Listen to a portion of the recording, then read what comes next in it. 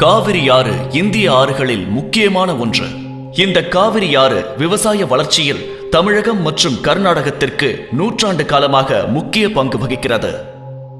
1910ஆம் ஆண்டு முதல் இந்த காவிரி ஆற்றின் நீர் பங்கீட்டு கொள்கையில் தமிழகத்திற்கும் கர்நாடகத்திற்கும் இடையில் சர்ச்சைகள் உள்ளது. இந்தியா சுதந்திரம் பெற்ற பின் பல புதிய மாநிலங்கள் உருவானதால் கேரளா மற்றும் புதுச்சேரியும் நீர் பங்கீட்டில் உரிமை கொண்டாடியது. இதனால் 70-80களில் கர்நாடகத்தில் கலவரம் உருவாகி தமிழகம் ஒரு நல்ல தீர்வை நோக்கி காத்திருந்தது. 1991ஆம் ஆண்டு தமிழக முதல்வராக முதல் முறை பொறுப்பேற்ற புரட்சி தலைவி அம்மா அவர்கள் உச்ச நீதிமன்றத்தில் வழக்கு தொடுத்து வெற்றியும் பெற்று தமிழக மக்களின் காவிரி உரிமையை மீட்டுத் தந்தார். 1997ஆம் ஆண்டு காவிரி நதிநீர் ஆணையம் உருவாகிய போது கர்நாடகா எதிர்ப்பு தெரிவித்தது. அதனை அன்றைய அரசு எதிர்கொள்ள முடியாமல் தவித்தது.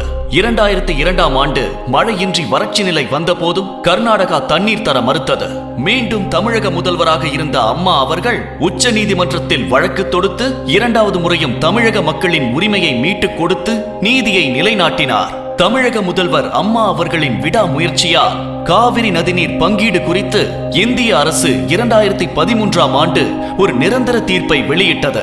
காவிரி நீர் பங்கீட்டில் தமிழக மக்களின் உரிமையை தனது விடாமுயற்சியால் போராடி பெற்று தந்த தமிழக முதல்வர் புரட்சி தலைவி அம்மா அவர்களை காவிரி தாய் என்று தமிழக மக்கள் நன்றியுடன் அழைக்கிறார்கள். முதல் ஓட்டு முதல்வருக்கே. அம்மாவின் நல்லாட்சி தொடர்ந்திட வாக்களிப்பீர் இரட்டை இலைக்கே.